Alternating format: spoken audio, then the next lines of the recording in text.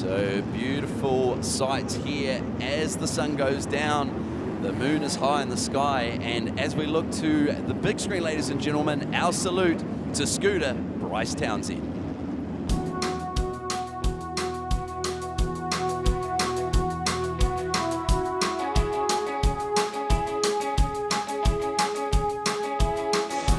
Hey, buddy. Get a minute? Just tell me a little bit about Bryce Townsend. Bryce? Bryce. Oh my gosh. Up there is a good photo of him. This one here.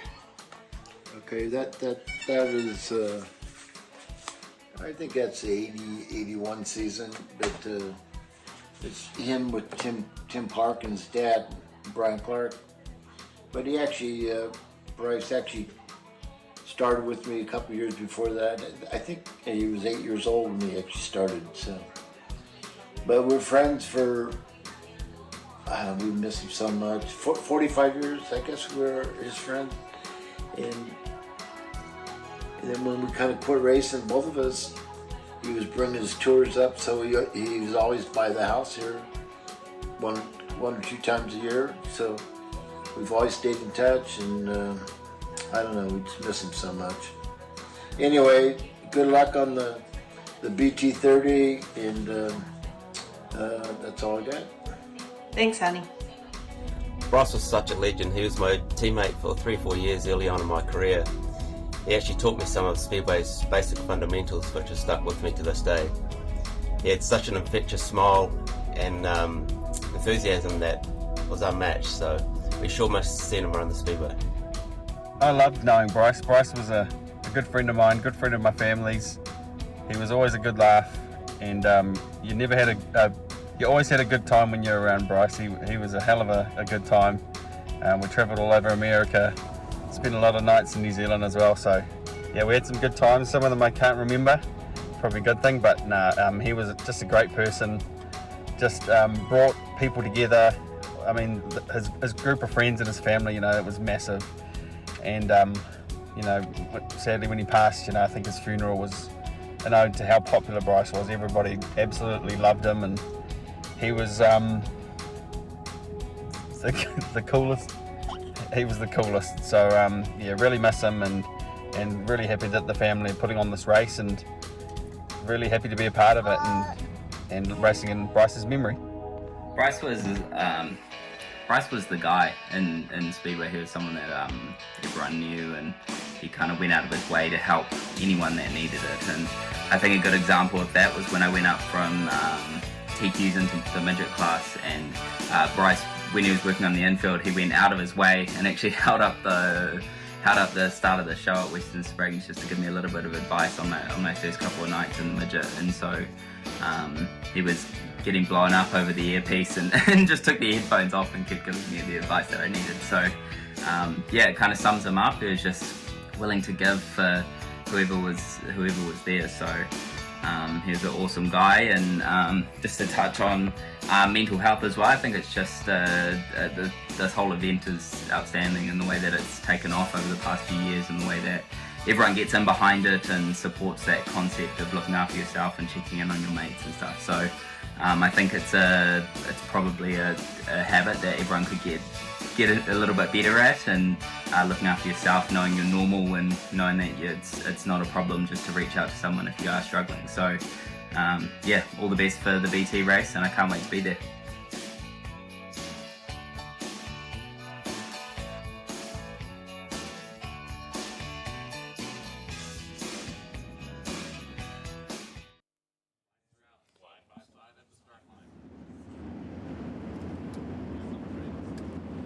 There you have it, ladies and gentlemen, as we set up for the BT30 in memory of the late Bryce Townsend. Your front row is Mitch Fabish and Brock Maskovich in the 2NZ. What a great looking front row it is. And they're going to roll across the chalk, and we're going racing here for the BT30. Yeah, an early jump from Brock Maskovich there, as well as Mitch Fabish heads to the top side, but the officials weren't impressed with that, so we're going to reset them down here. It did look like he jumped just a little bit early, trying to get a good run off the top side down here in turn number 3 and 4. Yeah, that's exactly right, and almost too good to be true, you would say. So interesting to see that maybe that does show his hand a little bit, just as we say that he's got his hand outside of the car, but maybe didn't pick up the throttle as he thought maybe Mitch Fabish was going to. So we're going to be set as Maskovic honours that and has his arm out the side of the cockpit.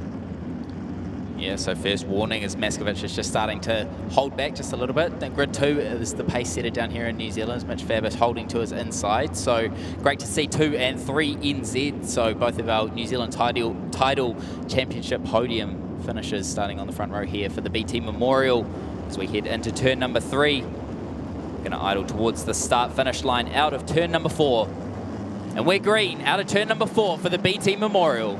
That's it, and Maskovic does it again, and in fact this time he drops down to that pole line and Fabish right up against the wall, and he's going to try and take Peter Honeybell with him in that outside lane as well. So Hayden Williams sneaking up the inside, moving up and slides across the nose of the current 3NZ, but Maskovic already on the gas, and Pickens tries to pick his way through the back markers. Yeah, Mosen starting to work his way through on the low side of the speedway as well to the inside of Peter Honeybell. He's going to take 4th down the front straightaway as we've got slide jobs on slide jobs down here into turn number 3 as our running order, Brock Maskovic, Hayden Williams and Mitch Fabish all duking it out for the top spot. That's it, and as the laps count down, Pickens is trying to work his way forward, but he's got to be careful here because he's going to get hung up here for too long, and the laps are just going to keep counting on down if he doesn't try and pick those front wheels up and move his way forward. Both Ethan Mitchell and Michael Pickens there at the back, just 2 and 3 wide racing in front of them, nowhere for them to move. As you mentioned, the laps are going to count down. Maskovic with a huge chop on Hayden Williams down here into turn number 3 as Maskovic is going to maintain the lead, but Williams to his inside once again. Maskovic chops him again, but Hayden Williams is going to be able to get the move done, and he's going to move into your race lead out of turn number 2. That's it, and for 2 buddies, there's certainly no love lost there as Williams was right up the inside and got a bit of understeer and actually slid up the racetrack, but he is checked out in this one, and Maskovic has got all kinds of handful here with the 3NZ now getting up the inside, and Mosen in the Greenway 1NZ trying to mix it up as well, and here comes Honeybell and Hodgson with him. Yeah, can't be long before Mosen starts to move up to the top side, just waiting for an opportunity as we're 3 wide out of turn number 4 here at Lucas Oil Western Springs Speedway. Both drivers go to the bottom side, and Mosen finally makes his way up to the top side out of turn 2. That's it, and Hodgson now finds himself getting through on Mosen, so the Esslinger prototype engine starting to find its feet, and he was looking fast in hot laps qualifying as well, but great to see Aaron Hodgson back at the pointy end here at Lucas Oil Western Springs Speedway as he gets a slingshot and gets back up the inside of Mosen. Hayden Williams with a 1.3 second advantage at this stage, but as you mentioned, Aaron Hodgson's going to take 2nd at the line over Brock Maskovic. Maskovic and Hodgson both go to the bottom with Mosen in tow. Mitch Fabish, the next one in line, working the outside of the racetrack, followed by Peter Honeybell. That's exactly right, and just going a little bit further deeper in the pack, Pickens has made up 4 spots in 9 laps, so the laps are counting down, so he really is going to need a yellow tier to really close up the field to allow him to come into the mix in this race. Yeah, Mosen and Maskovic just working their way into turn 3 here. Mosen to the top side, just starting to get his momentum up as he looks to the outside, but he's not going to be able to get the pass done on Maskovic. All down on the bottom, down into turn number 1 and 2, except for your race leader, who seems pretty comfortable out in front. That's it, and Williams doing what he does best, right up against the wall, but Aaron Hodgson is coming for him, just squeaking around down on that pole line, driving that car almost like a circuit car, nice and straight, nice and neat, and not putting too much load through those tyres. Yeah, and as we mentioned, Hayden Williams has no mirror. He's got no idea that Aaron Hodgson's closing that gap quite considerably as well. As last time by, he was 0.4 of a second quicker than your current race leader in the 27. That's it, he's pulling chunks out of him and he's driving that car nice and neat, but we see how black the racetrack is down on that pole line. So Williams now drops to the inside, so he knows that Hodgson is there. Whether he managed to catch a glimpse on the big screen down into turn number 1, but he certainly would have heard that unique sounding Esslinger coming right up behind of the HLR number 27. Yeah, and it wouldn't surprise me if rubber's actually starting to be laid right on the bottom down there in turn 1 and 2 in particular, as that's where they are closing the gap there, as Hayden Williams pacing himself nicely with Hayden Williams since he moved down to the bottom. That's it, and as that's going on and those two have dropped down to the pole line, Mosen and Maskovic are actually closing in on the front two. So Mosen still up against the wall and making that lane for himself, and that may catch the front two snoozing here as the 1 and 2 NZ run wheel to wheel. Yeah, currently just over a second back to Brad Mosen. As you mentioned, really one of the few in that front group actually working the top side.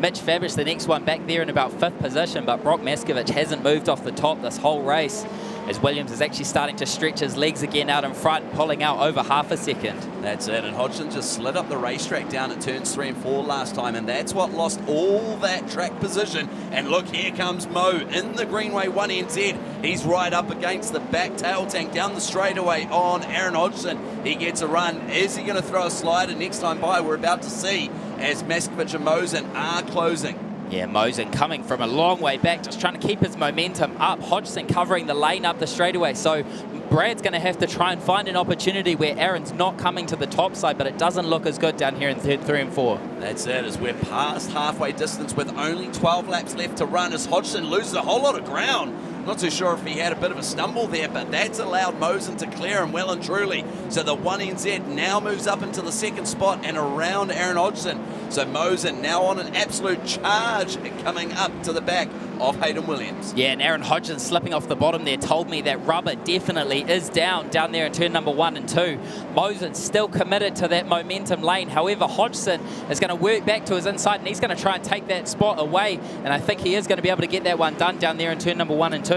That's it, and lap traffic is going to come into play here as Williams right up on the back of the 4A of Connor Clark, and Mosen drops down to the inside. He doesn't want to chance it with only 9 laps left to run. Mosen goes back up against the walls. Williams goes around. Connor Clark goes around Connor Clark. So Williams got into the back of Connor Clark by the looks, and man, I tell you what, I'd like to see a replay of that, but that is exactly what Mosen needs to close this one up. How many Brad Mosen, Hayden Williams battles have we seen at Western Spring Speedway over the years? That's it, and Williams was definitely elbows up, trying to get up the inside of those 2 lap cars as we see, and no, wasn't in fact any contact there by the looks. So he just got down on the inside, and maybe that caught Connor Clark out. Yeah, nothing wrong with that move. No, absolutely not. That was as clean as a whistle. So we'll go back to green shortly here, but the battle of Williams, Mosen, Hodgson, and Maskovich, as you say, Hayden, we've heard that being thrown about. Here we see. So Connor gets hard in there. In fact, there was a hit. There was a right rear to the nerf bar, and that certainly didn't help the case there for Connor Clark. And you can see how dark that real bottom lane of the racetrack is there down in turn number 1 and 2. So the rubber definitely is down, and that's probably the preferred place. And it's going to be interesting to see what Brad does now that he doesn't have the momentum that he's been building over the past 21 laps. Yeah, that's exactly right. As we see the 27 GT Radials machine of Williams just right up on the darker colour of the racetrack there, which is obviously where there's a little bit more moisture, if anything, trying to just cool down that right rear tyre as much as possible. But single digits lap left here to run, so it looks even potentially, Hayden, we may even be single file. I'm not too sure if we're under 5 to go. We'll just check the timing. 9 laps left to run on the timing. Yeah, Maskovich and Hodgson side by side on my timing loop. We're actually missing Brock Maskovich, so it seems like there is a timing issue with the number 2 NZ. There we go. So interesting to see how this one plays out, but the fastest car on the racetrack up until now, before we went to the yellow, was Brad Mosen on a 16.1. He was some 4 tenths faster than Hayden Williams. Arguably, Williams was into lap traffic, and we are single file, in fact, for the restart here with under 10 to go. Yeah, let's keep an eye on the 1NZ to see if he works his way back to the top of the racetrack for an opportunity to win this one, or if he tries to wait on a Hayden Williams mistake. And I'll tell you what, Alistair, not many of those come along.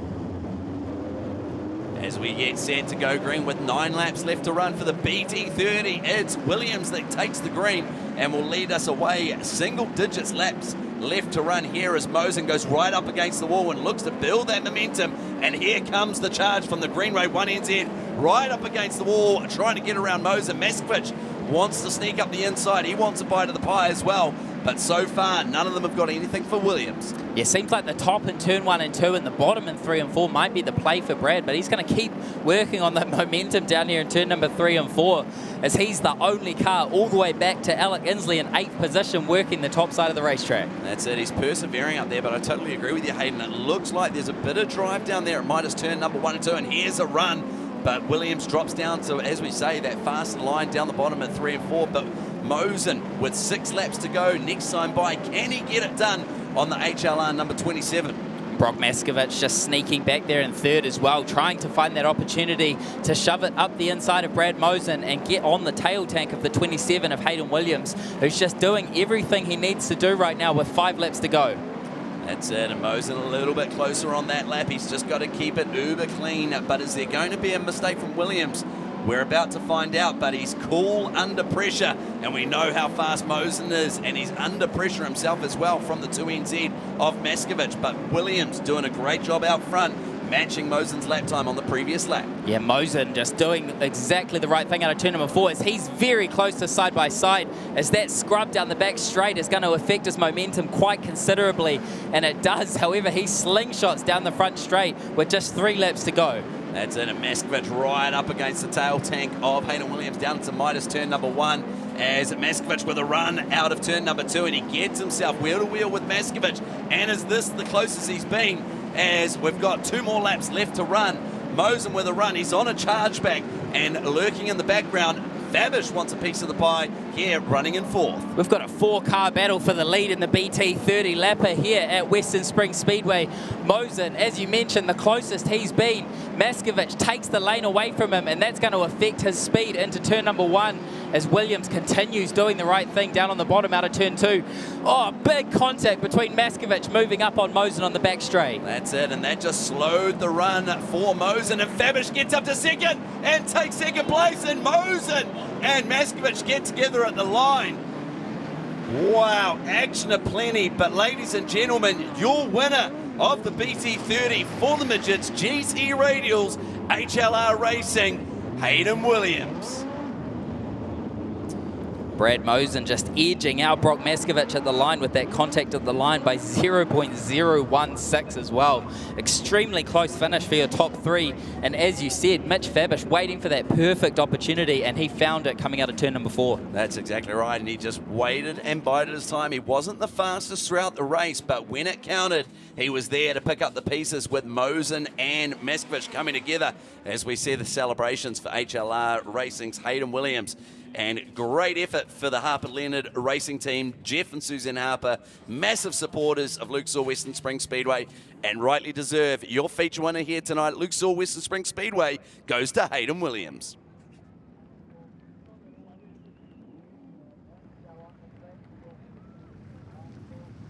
Yeah, they're just taking photos. He's about to get out of the car.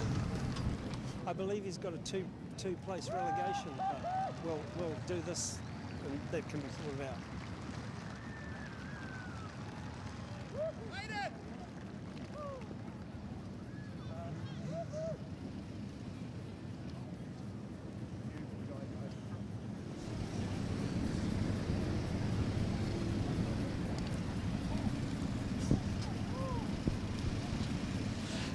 Yeah. Hayden's just taken his helmet and stuff off. Ladies and gentlemen, wasn't that a race for the ages? It could have been anybody's right up until the last lap, and you just hung on and ended up there. What a race. You wouldn't have seen what's going on behind you, but man, you must have heard them coming. Yeah, no, it was good. I was obviously running the top, the car felt really good, and I don't know who it was, but someone stuck their nose under there, and I kind of knew the track was going to take rubber at some point. So I came down, and then I was kind of just at the corner of my eye watching the big train coming off the corner, and I could see them all there, but I was just using the car about 70-80% just to conserve the tyres, and obviously there's not a lot left. So we timed it perfectly, and thankful to be here. Grateful for Jeff Harper for giving me this opportunity to run sprint cars and midgets. I'm having a blast. Thanks to our partners, HLR Racing, Folks Auto Super Shops, Dodson, Hambley Haulage, GT Radials, and everyone that makes the world go around this thing. Yeah, man, it's awesome. I've never been that excited in a long time. Mate, that was a fantastic race. We're just going to get the camera shot of your tyres so the guys can see just what's left of them. And a big thank you to the Bryce Townsend family. They've put on an awesome event, put up good money. I hope you guys enjoyed the show tonight, and a few more races to go yet. Thank you. Well said, Hayden, and don't forget, look after your mates. But Hayden certainly looked after me this week at Dodson, so what a drive from both of all these guys. Fantastic. Ladies and gentlemen, put your hands together for all 3 of the first, second and third place getters.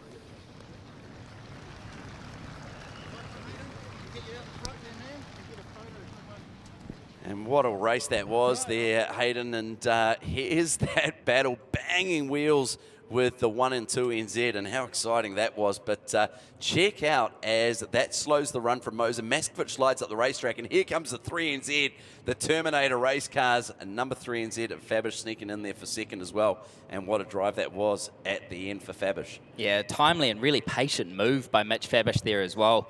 Just waiting for the whole race to make that move. And Graham, you're down trackside with your second place man, Mitch Fabish. Mitch Fabish, you were right there. You had a chance to watch that. Wasn't that a race? Oh, that was an awesome race. Had 2 lanes. Thanks to Peter for an awesome track. He nailed it with this one. Good, smooth, and could run the top, run the bottom, just what we want. Perfect. Well done, second place.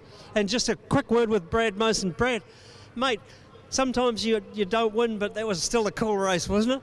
That was an awesome race. What a way to race in honour of Bryce. He would have loved that race. That was, I mean, that's everything I've got. I can guarantee you that. I was texting my fiance before the race saying, man, we're just hopeless. But I thought I'd pull one out so I didn't have to go home embarrassed. I think that was an awesome race. I'm stoked to finish third. Congrats to these 2 guys. Thanks to Brock. I mean, that was just fun, hard racing. And yeah, I absolutely love that. So thanks.